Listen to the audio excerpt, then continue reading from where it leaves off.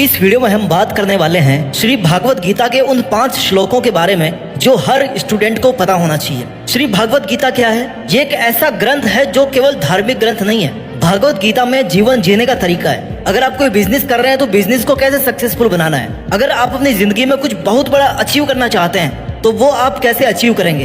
अगर आप एक स्टूडेंट हैं और मन लगा करके पढ़ाई करना चाहते हो, पढ़ लिख करके अपना नाम रोशन करना चाहते हो, तो आपको भागवत गीता के इन 5 श्लोकों के बारे में जरूर पता होना चाहिए, क्योंकि भागवत गीता श्री कृष्ण के द्वारा बोला गया एक ऐसा अनूठा ज्ञान का खजाना है ना, जिसमें आपके हर प्रश्न के उत्तर हैं। पैदा होने से लेकर के मरने तक आपकी जितनी सारी समस्याएं हैं ना इस दुनिया की या इस दुनिया के बाद की भी, वो सब की सब भागवत गीता में लिखी हुई है। हर इंसान को इररेस्पेक्टिव ऑफ कौन से धर्म का है, वो उसकी एज क्या है, वो आदमी है कि औरत है कि बच्चा है, वो कौन है, इन सब चीजों से परे हट करके है श्री भागवत गीता। ये वीडियो एक्सक्लूसिवली स्टूडेंट्स के लिए बनाया गया है, लेकिन इससे बेनिफिट हर कोई ले सकता है। अगर आपकी लाइफ में कोई भी ड्रीम है तो आप इस वीडियो को जरूर देखें लास्ट तक। आप बेहतर तरीके से इन सभी सीखों को समझ पाओ, इसलिए मैं आपको एकदम सिंपल हिंदी वर्ड्स में समझाऊंगा। इस वीडियो की एक भी सेकंड ना बर्बाद मत करना, क्योंकि श्री भागवत गीता वो ग्रंथ है ना, वो महाग्रंथ है जो आपकी जिंदगी को एक अलग ऊंचाई पर लेके जा सकता है जहां तक आप सोच भी नहीं सकते। पहले श्लोक की हम बात करने वाले हैं, अध्याय 2 श्लोक 47। कर्म करने का अधिकार है तुम्हारा, फल की चिंता करने का काम तुम्हारा नहीं है। कर्म फल की इच्छा तुम्हें नहीं करनी चाहिए और ना ही तुम्हें अपना कर्म करने में आलस्य करना चाहिए। ये भागवत गीता का नंबर 1। वैसे तो हर श्लोक में बहुत ज्ञान की चीजें लिखी हुई है, लेकिन अगर पूरी भागवत गीता से कोई एक श्लोक निकाल करके लाने को कहा जाए ना, तो वो यही श्लोक है, अध्याय 2 का 47वां श्लोक, कि मनुष्यों को केवल अपना काम करने की टेंशन होनी चाहिए, उसके रिजल्ट को पाने की टेंशन उसकी नहीं है, क्योंकि रिजल्ट उसका वैसा ही बनेगा जैसा आपने काम किया है। आपका पूरा अधिकार है कि आप उस काम को अच्छे से करो, पूरी मेहनत लगा के काम करो, लेकिन उसके रिजल्ट पर आपका 1% भी मोह नहीं होना चाहिए। कभी भी आप अपने रिजल्ट को माइंड में रख करके अपनी मेहनत को डिस्टर्ब ना करो।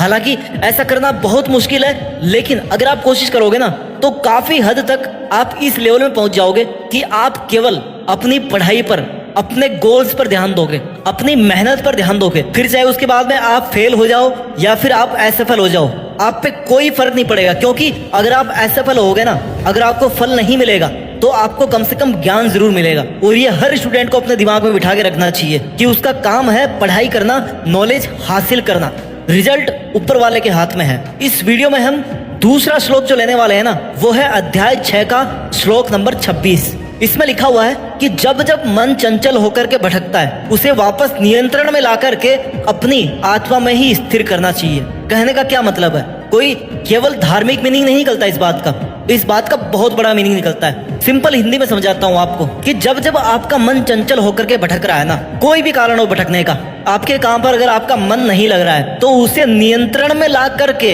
अपनी आत्मा में स्थिर करना चाहिए। कहने का मतलब है उसको वापस ला करके अपने काम में, अपने अंदर ही रखना चाहिए, क्योंकि मन की प्रकृति है भटकना, मन की प्रकृति है चंचल होना। अगर इस दुनिया में सबसे वोलाटाइल कोई चीज है ना, तो वो है आपका मन। जब आप किताब खोल करके बैठते हो ना, तब क्या विचार आते हैं कि अरे यार मुझे तो वो काम करना था, अरे यार मुझे तो घूमने जाना था, अरे यार पढ़ाई तो बहुत मुश्किल है, इससे अच्छा तो मैं कोई और काम कर लूं। आपका मन जो है ना, आपकी कैपेबिलिटीज को नहीं देखने देता है, आपकी कैपेबिलिटीज पर, आपकी मेहनत पर ध्यान देने से आपको रोकता है आपका मन। लेकिन अगर आपने मन को वश में कर लिया, जो कि भागवत गीता में क्लियर लिखा हुआ है, श्री कृष्ण कहते हैं कि मन ऐसी चीज है जो चंचल है, लेकिन उसको प्रैक्टिस करके ना अपने वश में लेकर के आया जा सकता है। It's possible to control your thoughts. तो अगर आपका मन चंचल होता है ना पढ़ते टाइम या अपने गोल्स पर फोकस करते टाइम, मेहनत करते टाइम, तो आपको प्रैक्टिस करना चाहिए कि उसको आप कंट्रोल कर सको। कंट्रोल करने के बहुत सारे तरीके हैं, चाहो तो आप मेडिटेशन करो, चाहे तो अपनी उसी हिसाब से मेंटरिंग करो कि आपका जो ध्यान है ना वो पूरा आपके काम पर हो, ना कि इधर उधर भागता हो। इस वीडियो में हम जिस तीसरे श्लोक की बात करने वाले हैं वो श्लोक है 18वें अध्याय का 45वां श्लोक।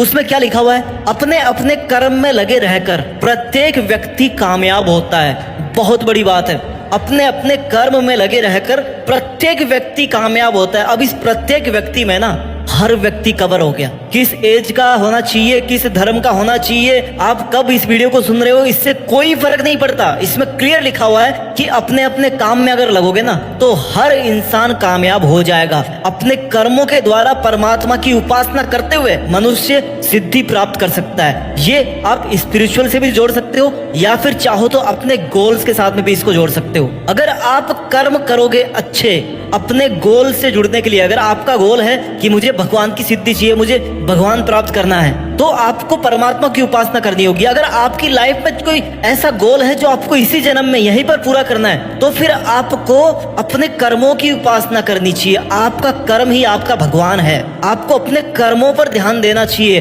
भागवत गीता में कर्म पर बार बार जोर दिया जाता है। क्यों? क्योंकि हम इस धरती पे आए, यह हमारी कर्म स्थली। ऐसा हो ही नहीं सकता कि किसी भी पल में हम बिना कोई काम करे रह जाए। अगर हम ये भी सोचेंगे ना कि हमें कोई काम नहीं करना, तब भी हम ये सोचने का काम करते हैं कि यार हमें कोई काम नहीं करना। ऐसा हो ही नहीं सकता कि हम बिना किसी काम को किए हुए रह जाएं। इसलिए श्री भागवत गीता में श्री कृष्ण कहते हैं कि अपने अपने कर्म में लगे रहकर, यानी कि कर्म तो आपको करना ही है, लेकिन कौन सा करना है? अपना कर्म जो आपको अपनी मंजिल तक लेकर के जाता है। अगर आप स्टूडेंट हो ना तो आपका कर्म क्या है? स्टडी करना। अगर आप स्टडी करोगे तो क्या होगा? प्रत्येक व्यक्ति कामयाब होता है। प्रत्येक व्यक्ति में आप भी आ गए हो। इस वीडियो में